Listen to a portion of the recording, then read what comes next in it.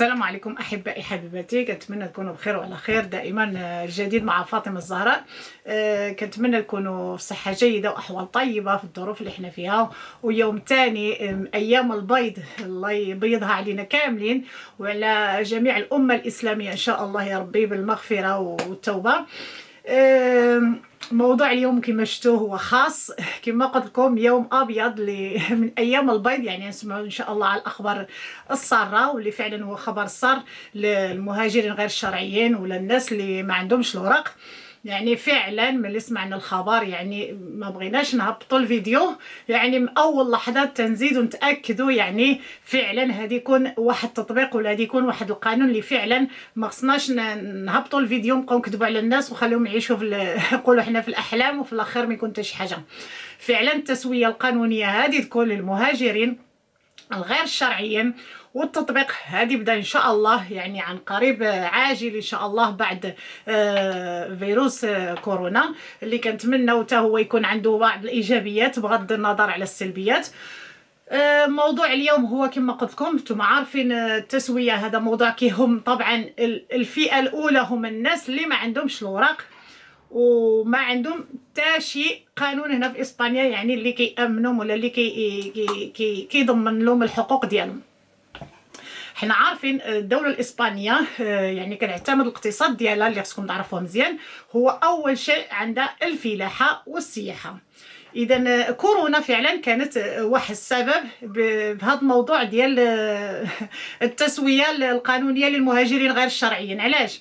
لانكم ما كانتش جات هاد كورونا في هذا الوقت المناسب، يعني ما كانتش الاوضاع تختلف، يعني كانوا غادي يمشيو على نفس المنهج نفس الطريقه. وانتم عارفين بان الاتحاد الاوروبي اذا اسبانيا ملي كتبغي تعمل واحد التسويه قانونيه للمهاجرين كتجي الاتحاد الاوروبي وكتطكر كتقول لها تينا هي السبب اللي كتجعل المهاجرين يجيو لعنا، يعني تينا الباب الاولى اللي كتخلي المهاجرين يدخلوا علينا. اذا هي دائما كتبقى ما كتقدرش تعمل واحد التسويه اللي هي قانونيه للمهاجرين.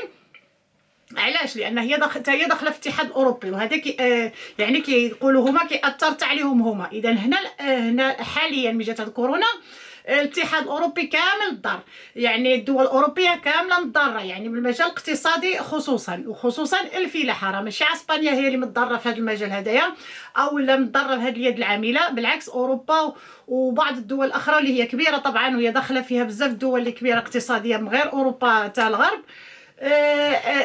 جعلتهم يعملوا اتفاقيه او اي دوله كتفكر طبعا في الاقتصاد ديالها وكتفكر في اليد العامله ديالها، كتفكر في الانهيار اللي غادي يكون الاقتصاد ديالها ولا غادي يضيع. علاش؟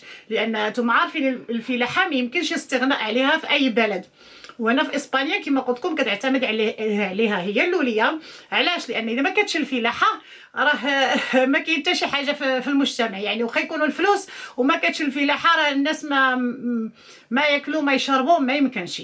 اذا الفلاحه مهمه وخصوصا هنا في اسبانيا. اذا هنايا وزير الفلاحه شاف بان الاقتصاد ولا الفلاحه كضر وكلشي كيضيع والخدامين موجودين ولكن ما كيبغيوش يمشيو يخدموا من حقهم، لان الظروف هذه اي واحد يعني كاين اللي مشى يخدم وكاين اللي ما مشاش، ولكن من الاحسن ما كانوش مشاو باش ها وما شفتوا. يعني النهايه كانت يعني مزيانه، ملي ما مشوش يخدموا خلاو لهم ديك الفلاحه تضيع وديك الشيء. علاش؟ باش حتى هما يعرفوا القيمه المهاجر وقيمه اليد العامله ولا الناس الغير الشرعيين هنا، باش هما بقاو كيضغطوا على بعضياتهم. وزير الفلاحه مع الحكومه وتوصلت البيان الملكي بان خصكم تعملوا شي حل لهاد المهاجرين، لان فعلا اقتصاد الدوله كيتدهور والفلاحه كتضيع وحنا ما قدروش على هاد الخسائر هذه. اذا هما اضطروا، وطبعا بعض السلبيات ديال كورونا اللي خلات عدد الموتى، الناس اللي هربوا من العمل الاسبان ما خصهمش يخدموا في الفلاحه، اذا خلاتهم بزز منهم نقولوا حنايا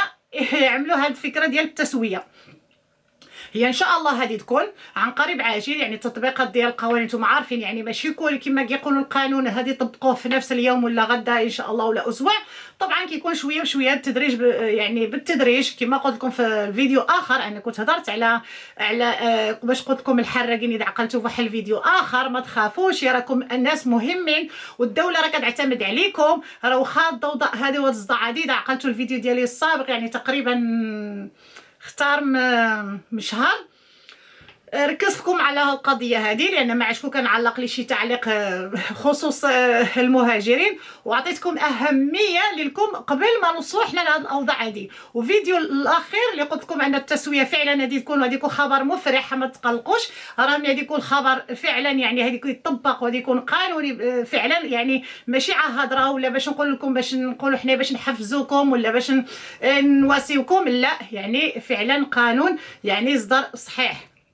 احنا عارفين بان الدوله الاسبانيه راه كتحتاج اليد العامله، ويد عامله اللي هي مهمه بالنسبه للاقتصاد ديال البلد ولا في جميع الميادين. يعني ما كنهضروش هنا مثلا في مجال الفلاحه، لا، حتى في مجال السياحه وجميع القطاعات اليد العامله راه مهمه هنا في اسبانيا. ثم عارفين يعني اسبانيا النسبه ماشي في اسبانيا، تقريبا في الدول كامله الاتحاد الاوروبي ولا اوروبا كتعاني من ارتفاع نسبه الشيخوخه. اذا هنا كتكون هي دائما واخا ما كنعملش ديك الاجراءات ولا ما كنعملش هاد التسويه يعني من فتره الى فتره، هي دائما محتاجه اليد العامله، خصوصا المهاجرين اللي كيكونوا كيجيو. حنا عارفين المهاجرين اللي كيجيو للدول الاوروبيه ما كيكونوش كبار في السن، يعني كاملين شباب. يعني هي فعلا محتاجه لهاد الشباب، محتاجه لهاد الناس باش يخدموا، واصلا كيكونوا يعني يعني على استعداد باش يخدموا، وعلى استعداد كيكونوا كاملين شباب تقريبا، ما كيكونوش كبار في السن.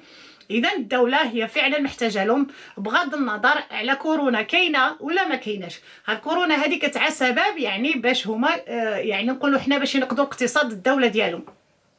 اذا هذا خبر مفرح، كنتمنى يعني يطبق عن قريب عاجل. علاش؟ لان فعلا بزاف الناس مساكن متضررين وما قادرينش يمشيو يخدموا هما بلا اوراق، واذا مشاو تتاذوا ولا مرضوا ولا شي حاجه يعني فعلا ما كيكونوش في واحد الحمايه الصحيه، واللي دائما العامل هو اللي كيكون كيتضر في هذه القضيه هذه. هنا طبعا التسويه هذه تكون الجامع، وخصوصا مركزوا على الناس ديال الاسيلو، اللجوء السياسي، اسيلو الناس اللي يطلبوا اللجوء السياسي، الناس اللي ما عندهمش كونطرا ديال سيس ميسيس، او لا مثلا اللي خارجين من السنتروس ديك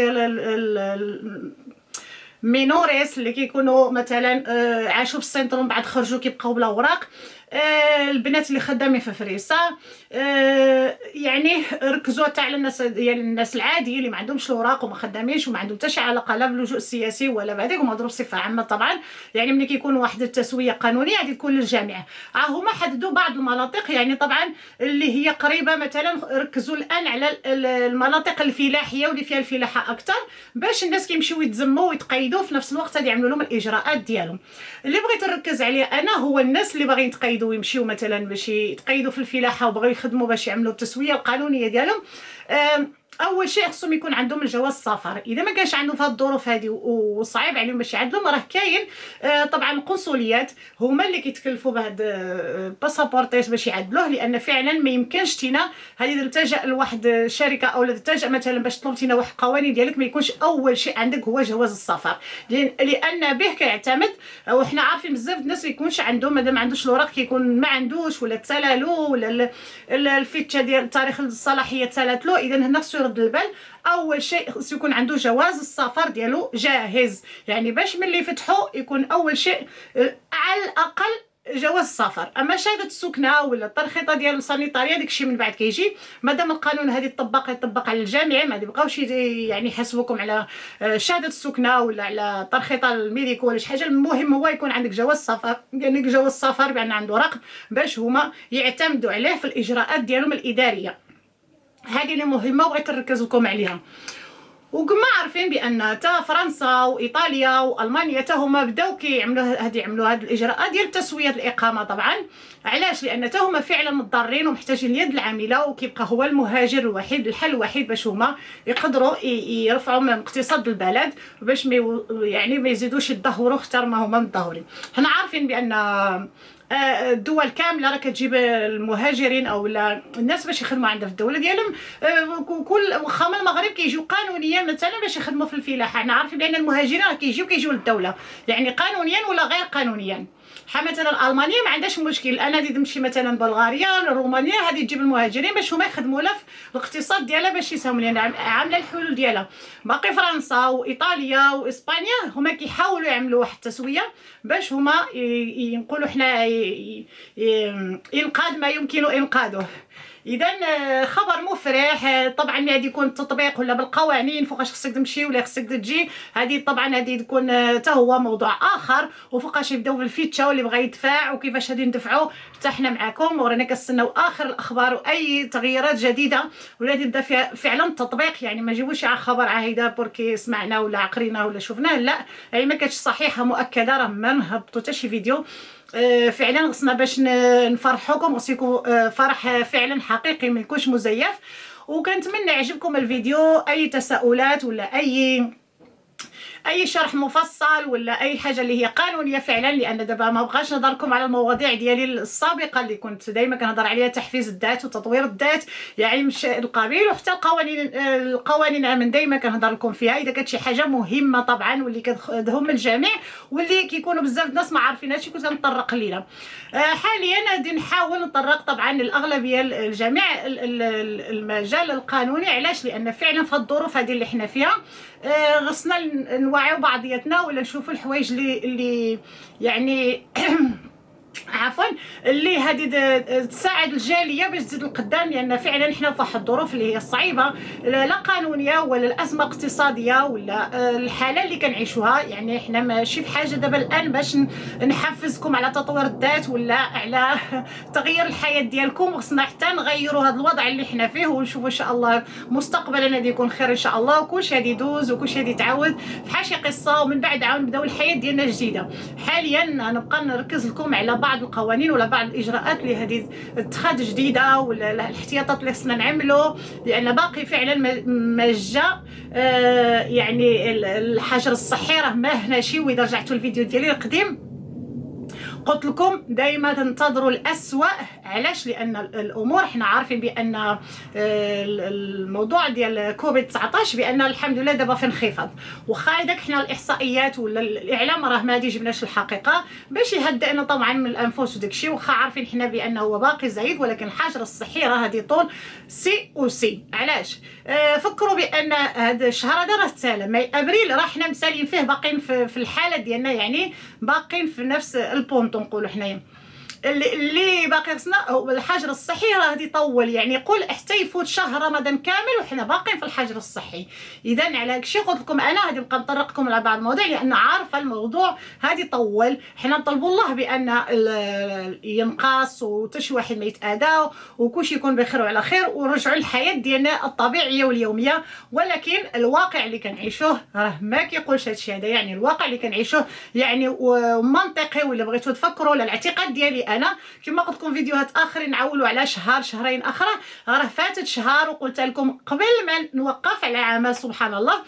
يعني كنت عارفه التوقعات ديالي انا خلال البحث ديالي وخلال يعني اللي كنعيشوه الواقع اللي حنا فيه. قلت لكم وكان حقيقه قلت لكم راه غادي يكون اكثر من شهر ولا شهرين. عولوا على يعني الاحتياطات ديالكم وبزاف ديال الاشياء. ما تقولوش دابا بقى كينخفض صافي راني غادي نعمل اللي بغيت، اولا مثلا صافي راه يكون داز الحالات دابا ما يقدرش يلصق المرض. لا انا باقي كناكد لكم بانكم باقي خصكم تعملوا الاحتياطات ديالكم، وباقي يعجبكم موضوع يعني بعد من وراء الازمه ديال كورونا هذه تكون حرب، يعني ماشي حرب يعني صغيره، حرب اقتصاديه على الماسكارياس ولا على القناع اللي غادي نعملوه، لان فعلا غادي يكون مطبق قانونيا. باقي ما طبقاتوش اسبانيا وهذه تطبقوا هو تطبيق الماسكاريا. راه واخا نخرجوا مورا الحجر الصحي هذه نبقاو دائما تحت نقولوا حنايا العنايه وتحت الرعايه باش نردوا البال معنا، لان فعلا المرض ما نقولكمش هادي يطول يقدر يهبط حتى لتحت، ولكن من بعد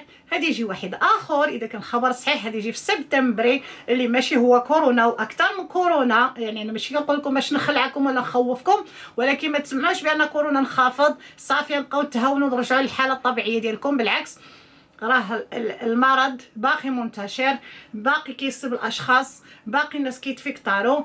اذا ردوا البال وردوا البال على هذا الشيء انا كنأكد لكم عليه. انا ما غادي ندخلكمش دابا في موضوع كورونا والمرض لان احنا عارفين وبزاف الناس عارفين فورماسيون على كورونا، لان بقوه المعلومات وراه الحمد لله كلشي راه عارف شنو هي الاضرار ديالو كيفاش وكلشي. ولكن دائما تعرفوا بانهم كاينين جوج انواع، كاين اسي وكاين الي. اسي اذا جالك كي قتلك كيمشي صافي، يعني اذا وصل لك كورونا اسي صافي كنمشي فيها الي، هو اللي كتقدر تعيش فيه وكتقاوم معاه وكتمرض معاه وفي الاخير كتشفى منه. اذا وباقي واحد فيروس اخر اللي هما ما كيعلنوش عليه كلشي وما كيهضروش عليه لانهم ما باغيينش يزيدوا الضغط علينا، وهذاك كيقول لك الموضوع راه باقي مطول ديال كورونا ما عارفينش فوقاش يقدر يتحد. احنا نطلبوا الله سبحانه وتعالى هو اللي بيده القدره يقدر يحدو في النهار وفي 24 ساعه واليوم بالضبط، ولكن احنا كنهضروا على الاحتمالات اللي كيقولوا هما ولا الدراسات اللي كيقولوا هما بانه مثلا غادي يجي اخر في سبتمبري وغادي يكون عاد نشوفوا حالات اخرين. يعني الحجر الصحي اللي خصكم تعرفوه بان راه هادي طول، هادي واحد مده طويله فعلا، عندها واحد السلبيات اللي هي صعيبه. يعني يوم بعد يوم غادي نطرقوا الموضوع جديد باش نهضروا على هذا الحجر الصحي، لان دابا عندنا الوقت الكافي باش نهضروا حتى على يوميات ديالنا في هذا الحجر الصحي. اذا انا ما بغيتش نطرق لكم ونخلطكم بزاف ديال المواضيع. فعلا انا بغيت نقول لكم على الخبر السار، هو التسويه القانونيه للمهاجرين كاينه، هذا هو اللي خصكم تعرفوه وكنتمنى يعجبكم. وموضوع اخر ان شاء الله فيديو اخر نطرقوا الموضوع ديال الفيروس ولا ديال الاحتياطات اللي نعملوا ولا الاجراءات اللي غادي تكون مستقبلا، لان فعلا الحجر الصحي غادي يطول. هذا هو اللي خصكم تعرفوه دائما بانه غادي يطول لنا. حنا كنطلبوا الله كما قلت لكم يجي شهر رمضان ويكون كلشي المساجد مفتوحه والابواب مفتوحه وكلشي يخرج كلشي يدخل، ولكن الواقع اللي كنعيشوه لا حول ولا قوه الا بالله. كنتمنى مره اخرى بارطاجيو الفيديو باش الناس اللي ما عندهمش الوراق ولا اللي كيستناو شي جديد طبعا يهمهم الامر يشوفوه. وكنتمنى يكون كلشي بخير وعلى خير. ودائما مع فاطمه الزهراء دائما ما نساوش ديك اللايك والمشاركه والدعم ديالكم دائما، وكنشكركم من هنا دائما صباحا ومساء. وكندعو معكم ودعوا معنا نتوما في هذه الايام البيض ان شاء الله اللي هي يوم البارحه واليوم وغدا ان شاء الله، ومجعد الخامس عشر من شعبان. يعني الدعاء ان شاء الله يا رب مستجاب ومقبول من الجميع، وان شاء الله تكون ايام بيضاء على الجميع وعلى الامه الاسلاميه كلها. ومع السلامه والسلام عليكم ورحمه الله وبركاته.